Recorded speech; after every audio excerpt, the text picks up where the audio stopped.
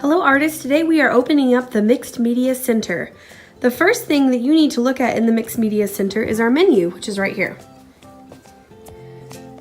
All of the supplies that are available are up here at the top of the menu. And then as you become a more advanced artist, I will open up some more of these advanced materials. So today we're going to be talking about just a few of them, so that not everything on the menu is available right now, but as we become more advanced in the next few weeks and have a few more demos, then everything will become available.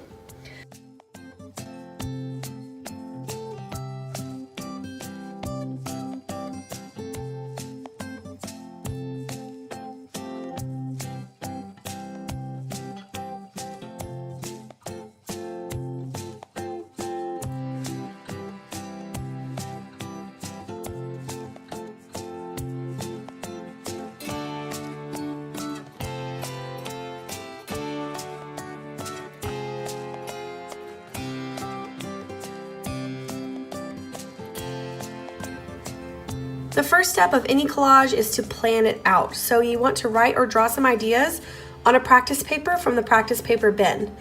Then you're going to gather your materials. You're going to choose one base. You can either choose the thick project paper or a piece of construction paper for your base. Now these papers are not to be cut. I want you to leave them as they are. The papers that are going to be cut are the magazine, scrapbook, and painted paper pieces. Now the magazines and scrapbook papers can be found here in the Mixed Media Center, but the painted papers are in the chest of drawers, which is in the paper station, okay?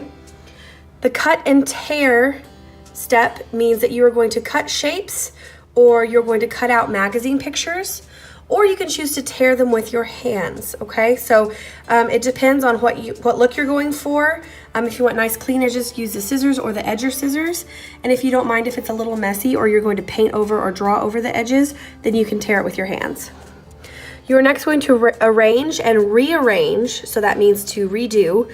And you're going to make sure that some of the shapes overlap because you want your picture to have some visual interest. And so if there's only just pictures and shapes that are just lined up, it's not as interesting as shapes that are overlapping.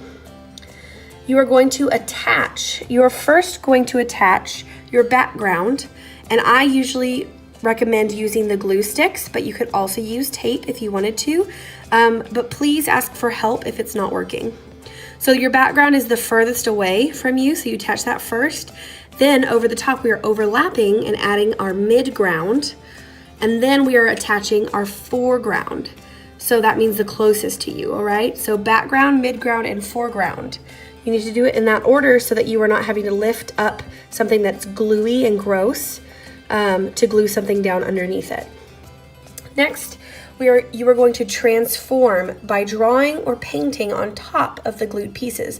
Now, this last step might not be doable on the same day because if you've just attached and your piece is really gluey and gross, your paper is not going to be very strong, and if you try to draw or paint on top of it, it might rip the pictures that you've just glued down. So you're gonna want to wait and maybe put it on the drying rack for the day, and then the next time you're in art class, you can transform your drawing with painting or drawing, okay? So what we're going to do today is we are going to all have a chance to do a very basic collage. And then as the weeks go on, I will open up all of the other really cool stations that are in the Mixed Media Center, and we'll be able to add things like book pages and tissue paper to our collages. One last thing, all projects with glue have to go on the drying rack. I do not want to have a picture that has glue on it going in your class bin because the pictures that are set on top of it will get stuck to it.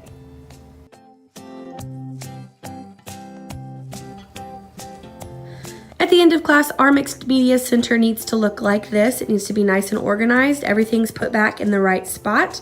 If it does not look like this, then I will have to go over cleanup with you guys again, and it will take even longer to get to things like paper punches and origami.